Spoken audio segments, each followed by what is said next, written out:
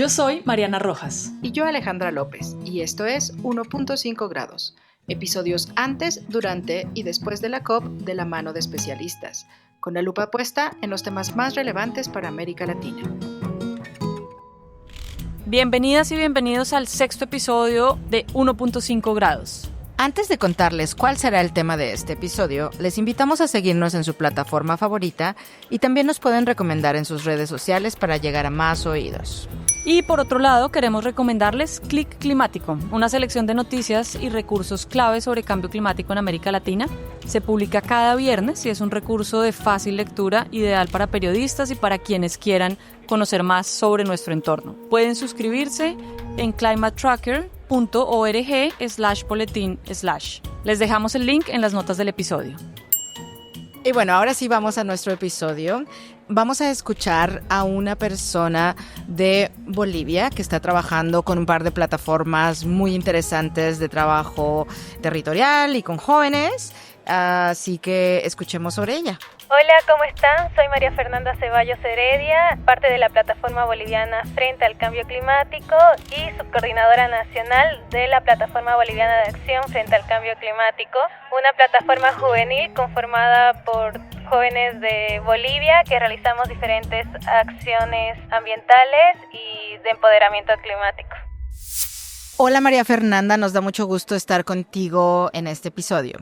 La primera pregunta que te queremos hacer es básicamente que nos cuentes un poquito más sobre estas plataformas con las que estás trabajando, cuál es su objetivo, qué hacen. Primero, para no confundir, vamos a hablar sobre la plataforma Frente al Cambio Climático y a la otra le vamos a llamar PEVAC, que es la plataforma de jóvenes. Entonces, la plataforma Frente al Cambio Climático es una red de organizaciones e instituciones que trabajan con proyectos en desarrollo rural, enfocadas en empoderamiento, justicia climática, y también está conformada por organizaciones de base que son parte de pueblos indígenas y territorios campesinos, que desarrollan todo este tipo de acciones enfocadas a la justicia climática, ¿no? Y más que todo en temas de incidencia desde las comunidades. Y la PEVAC es una organización juvenil conformada por varios jóvenes de Bolivia, de todos los departamentos, donde realizamos diferentes acciones justamente para el empoderamiento climático, enfocadas en educación ambiental, cambio climático.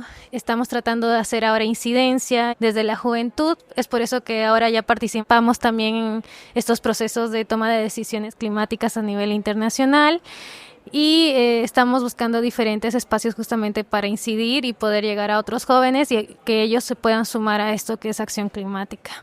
Aprovechando esto último que mencionas, María Fernanda, cuéntanos cómo ha sido como ese involucramiento y cómo ha sido llegar desde la participación en las plataformas a estas COP y cuánto llevan participando. Nosotros como PEVAC, como jóvenes, vamos participando en las COPs desde el año 2021, gracias a algunos miembros de nuestra plataforma que fueron parte del programa Youth Negotiator, donde ellos recibieron un proceso de formación para que puedan dar un acompañamiento como negociadores climáticos junto a la delegación boliviana, para que puedan entender un poco. La delegación boliviana es pequeña, entonces cuando se abrió este programa fue una gran puerta para que los jóvenes pudieran entender de qué trataba la COP, porque muy pocos saben de qué trata y por qué es tan importante. Entonces uno de nuestros miembros tuvo esa oportunidad de recibir ese programa de formación y otros abrieron puertas para llegar hasta estos eventos a través de trabajos y de los proyectos donde ya se estaban involucrando, ¿no? Y nuestra organización pueda salir a nivel internacional, ¿no? La primera vez que este grupo de jóvenes salieron a estos eventos internacionales, llegaron a Bolivia y con otras organizaciones que les habían apoyado para ir a estos eventos, se hicieron unos espacios informativos justamente para representantes de jóvenes de otras organizaciones juveniles, justamente para hablar sobre el tema de gobernanza climática, y ahí entra el tema de gobernanza climática en Bolivia. Somos prácticamente los propulsores o impulsores de la gobernanza climática juvenil en nuestro país. Y además porque desde el 2019 ya íbamos impulsando la conferencia de jóvenes, la Local Conference of Youth, justamente para armar agendas de incidencia o de propuestas desde la juventud para el cambio climático. Y siempre queríamos apuntar a que esto se llegue a nivel internacional, y es ahí que el 2021, después de 2 años, se da esa oportunidad, ¿no?, de poder abrir como que ese puente para poder participar. Si bien nuestros representantes no son muchos, son 1 o 2 personas o 3, creo que es de gran contribución para llevar información a nuestro país. Gracias por contarnos esto. Sin duda, en este proceso de la negociación hay mucha gente que lleva muchísimo tiempo y que está muy enganchada en sus intereses, en sus posiciones y en las formas de los procesos, y creo que es muy refrescante tener voces nuevas y gente nueva que además tiene una urgencia de hacer las cosas que no siempre la gente que lleva mucho tiempo acá tiene. Me gustaría saber, por un lado, si ustedes participan como negociadores y negociadoras del país y cómo han encontrado ese proceso, cómo sienten que están teniendo incidencia, y luego, ¿cuáles son sus expectativas de esta COP en particular? La primera delegación fueron 4 personas, 2 chicas, 2 chicos. Uno de los chicos fue quien vino a través del programa Youth Negotiator, que le da la posibilidad de dar el seguimiento como negociador climático. Y gracias a esa persona se abre el programa a nivel nacional en Bolivia para que otros puedan llevar ese programa, y ahora cada año a través de ese programa viene una persona que acompaña a la delegación como negociador o negociadora climática. El año pasado tuvimos la suerte de tener hasta 3, si no me equivoco, negociadores jóvenes, pero este año solo una, pero es a la puerta que se ha abierto, ¿no? Entonces es un poco preocupante porque quisiéramos que se puedan abrir las puertas para más jóvenes que tienen esa capacidad y el conocimiento para poder hacer el seguimiento y la negociación como delegación boliviana, ¿no? Pero seguramente en el futuro se van a seguir abriendo las puertas. En el caso de los otros jóvenes que fueron la primera vez a la COP, fueron como observadores, pero tenían una agenda armada desde las organizaciones o instituciones que estaban apoyando su participación, ¿no? Algunos seguían la agenda de Yango, que es la Constitución de los jóvenes, otros de bosques, que era el tema con el que estaba vinculado su área profesional o su trabajo. Entonces se hizo esa conexión para que ellos puedan participar en esto, ¿no? Sin que solamente se enfoque en el tema laboral, sino también para llevar la información o también para que puedan participar en los temas de juventud dentro de estos espacios de negociación. Y ahora yo estoy como observadora, ese es mi 2º año y estoy como observadora tratando de seguir unos temas de interés. Antes de que nos cuentes cuáles son las expectativas que tienen para la COP29, me llama mucho la atención lo que nos cuentas de la participación de los jóvenes y cómo en los últimos años se han involucrado con la delegación boliviana. Cuéntanos un poquito cuál ha sido la experiencia de ellos cuando llegan a Bolivia después de haber participado en estos espacios. ¿Con qué se encuentran ellos en estos espacios? Es interesante la pregunta porque me acuerdo que la primera vez que estos jóvenes llegaron a Bolivia después de este gran evento, lo primero que hicieron en 2 días, bueno, exagero, en una semana, organizar un evento, me acuerdo muy bien, era un Congreso Nacional de Gobernanza Climática para la Juventud. Entonces, en esos 5 días ellos empezaron a convocar, tenían el apoyo de UNICEF en ese tiempo, me acuerdo de esa organización, no sé si habían más, pero UNICEF, por ejemplo, les ayudó a convocar a representantes de cada organización juvenil para que puedan asistir en ese congreso y hablar sobre el tema de gobernanza climática. Y también para que ellos puedan contar sobre su experiencia de todo lo que habían aprendido en esa semana de la COP, ¿no? En realidad, ellos se dieron cuenta que así como para ellos fue un mundo nuevo, algo muy nuevo sobre cambio climático, se tenía que abrir como que un espacio formativo para que los jóvenes puedan entender qué era esto, ¿no? Porque realmente ya estando aquí el espacio es complicado o complejo de entender de todo lo que está pasando en un día en el tema de negociación o en las tomas de decisiones que están proponiendo los países. Entonces, en ese congreso, aparte de dar esta socialización y esta pequeña formación, se hizo una agenda de todos los jóvenes y dentro de la agenda surge la propuesta de hacer como que una escuela de negociadores o una escuela de observadores que pueda dar las herramientas que hagan comprender a los jóvenes de lo que está pasando en estos espacios de negociación, ¿no? Como organización juvenil nosotros estamos armando un programa formativo de observadores. Este año salió un pequeño piloto donde se les va a dar las nociones básicas de las COPs, de los espacios internacionales y cómo incidir en estos espacios, ¿no?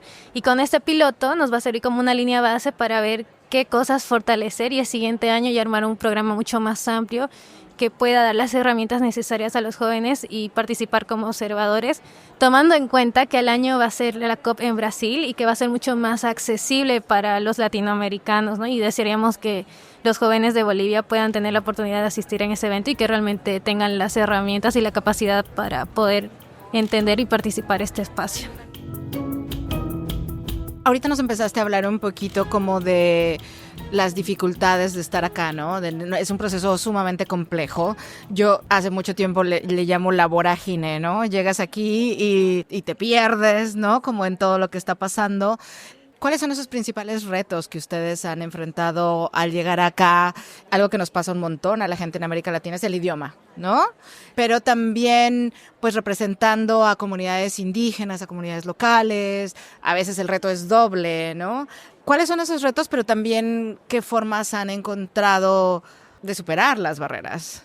Como ya lo mencionaste, uno de los mayores retos justamente es el idioma, ¿no? El idioma inglés en nuestro país no lo llevamos en la escuela, por ejemplo, desde nivel inicial. Si uno quiere tener un buen nivel inglés, lo tiene que hacer de manera particular. Entonces, si hablamos de alguien que viene de una comunidad o un pueblo indígena, realmente o no accede a una formación en inglés, o es muy básica la formación que tiene, entonces realmente es un gran reto. Pero no dejo de animar a los jóvenes de que realmente si tienen la oportunidad de estudiar el idioma, que lo hagan y que se preparen, por más que el año sea en Brasil, la COP, porque realmente es muy necesario el idioma y no solo para poder comunicarse entre las personas que están en el evento, sino para poder entender los textos que están sacando en los procesos de negociación, ¿no? Y María Fernanda, ahora sí, pensando un poquito en esta COP, ¿cuál es el llamado que están haciendo ustedes desde estas dos plataformas y cuáles son las expectativas que tienen como resultado de la COP29? Muy bien, desde las dos plataformas nos llama mucho la atención qué decisiones se van a tomar sobre el nuevo mecanismo cuantificable, ¿no? Sabemos que esta COP trata en realidad sobre financiamiento y la preocupación es que no vemos un resultado muy motivador, ¿no? En las dos sesiones que ha habido sobre este mecanismo de financiamiento no están muy claras los resultados o las propuestas y realmente lo que esperamos es que se definan cómo va a ser este tema de los fondos para atender el tema de daños y pérdidas, para los mecanismos de adaptación, que realmente nuestro país, por ejemplo, está pasando por un gran problema por los incendios forestales, por ejemplo, ¿no? Que crisis hídrica, entonces nos preocupa mucho qué es lo que va a pasar con este tema de financiamiento para resolver este tipo de problemas y si los mecanismos también van a ser de fácil acceso, ¿no? Que era otra cosa también que se estaba debatiendo dentro de las negociaciones, ¿no? Y justo hablando de eso, ustedes que trabajan con comunidades, con pueblos indígenas, ¿qué tan fácil es tener acceso al financiamiento? Justamente nos llama mucho la atención porque realmente el acceso al financiamiento no es tan fácil. Podemos ver cifras muy altas que dan esperanza, pero el acceso no es tan fácil. Realmente las comunidades, si es que reciben un apoyo financiero, la mayoría es por el apoyo de las ONGs que van y desarrollan proyectos. Otras organizaciones por medio de acceso a fondos que van postulando, ¿no? Pero de ahí no es que se tenga un apoyo directo del gobierno y si se tiene no es suficiente para atender todo lo que está pasando en nuestro país o en las comunidades en este caso, ¿no? Ese tema que tú mencionas precisamente de cómo se canalizan recursos para que lleguen directamente a las comunidades y puedan desarrollar sus proyectos y puedan implementar medidas específicamente en el territorio. Aparte del financiamiento, que sabemos que es muy complejo, ¿qué otros retos se han encontrado ustedes en el territorio con las comunidades que la plataforma trabaja? Justamente uno de los retos es que ellos tengan acceso a la información de lo que está sucediendo ahora en estos procesos de negociación, ¿no? Si bien conocen que en este espacio se negocian y se toman decisiones para traer soluciones a nuestro país, no están enterados lo suficiente de lo que está pasando, ¿no? En tiempo real y además porque hay que entender que este espacio es muy técnico, ¿no? El lenguaje de todo este espacio es muy técnico, entonces la información que ellos tienen o la reciben en realidad es por medio de quienes venimos a estos eventos o estamos haciendo seguimiento a estos eventos y tenemos que buscar la manera de informarles de una forma clara, ¿no? De lo que está pasando para que ellos también puedan ver qué acciones van a tomar desde sus comunidades, ¿no? Eso es uno de los retos que está pasando actualmente. Por ejemplo, dentro de la plataforma boliviana frente al cambio climático, justamente hoy estábamos tratando de ver de cómo convocar a nuestras organizaciones que son parte de la plataforma para una reunión y poder socializarles de lo que está pasando actualmente en esta primera semana, ¿no? Entonces, para nosotros es un desafío porque tenemos que armar un resumen, dejar de lado el lenguaje técnico, tratar de darle los ejemplos de qué es lo que va a pasar con algunas cosas en función a las decisiones que se están tomando. Entonces, mostrar lo que está pasando dejando de lado la complejidad del evento en sí, ¿no? Que de por sí ya lo tiene. María Fernanda, me queda como una pregunta. Claro, financiamiento, el idioma, como la traducción. Es cierto que hay una desconexión muy grande, ¿no? Entre lo que pasa aquí y lo que pasa en el territorio. Si tú tuvieras una varita mágica y hoy pudieras decir, a ver, con estas 3 cosas nosotros estaríamos mucho mejor, podríamos hacer mucho más, ¿cuáles serían esas 3 cosas que tú escogerías? La primera cosa creo que sería el acceso a información. Es muy esencial porque también va vinculado con el tema de educación, que sería la segunda cosa. Creo que el tema de educación enfocado en estos procesos previos a este evento, que sean formativos y que te den una guía de qué es lo que va a pasar o qué sucede en caso de las personas nuevas, ¿no? Que vienen por primera vez a estos eventos, que les den las herramientas necesarias o los protocolos de todo lo que pasa en estos espacios, es muy esencial, ¿no? Por eso hablo de educación. Y mi tercera herramienta, ¿cuál sería? Creo que el idioma, que no existe una barrera entre el idioma y si es así, que realmente no sea tan complejo a acceder a un proceso formativo del idioma, ¿no? Y que se pueda transmitir para comunicar. María Fernanda, muchas gracias por esta perspectiva que nos das y por traer como esta visión desde el territorio, porque sabemos que esto es un mundo que nadie conoce y nadie se imagina hasta que realmente está acá. Por más de que haya guías, por más de que haya videos, por más de que haya podcasts que tratan de explicarlo, creo que es muy difícil entenderlo y no se da ese entendimiento hasta que uno llega a estos espacios. Entonces, esperamos que puedan seguir transmitiendo ese mensaje. Los invitamos a ver nuestro podcast, que es parte de un proceso también de acercar a Latinoamérica a estos espacios. Y te vamos a hacer una última pregunta que le hacemos a todos nuestros invitados. Y es, ¿cuál crees tú que es la bandera que la sociedad civil de Latinoamérica vulnerable debe promover de aquí a la COP30, teniendo en cuenta que es una COP latinoamericana? Una bandera que debería llevar Latinoamérica. Creo que debe ser la justicia climática. Si hablamos de justicia climática, estamos hablando también de todo esto que les decía, ¿no? El acceso al financiamiento, el acceso a la información, el acceso a los procesos formativos. Creo que esa es la bandera que se debería seguir llevando a esta COP30 para exigir todo lo que necesitamos para el tema de adaptación y combatir el cambio climático. María Fernanda, muchas gracias. Muchísimas gracias a ustedes y también a todas las personas que van a seguir este podcast. Bueno, volvemos después de haber oído la entrevista. Fue muy interesante, fue muy bonito oír también la perspectiva de jóvenes que están involucrándose en el proceso. Es cierto, y yo quiero quedarme con este mensaje que ella nos daba de lo difícil que es entender no solo el proceso, sino llegar a estos espacios donde hay un montón de actores de diferentes países, hablando diferentes idiomas, con diferentes posiciones y con diferentes intereses en todo sentido.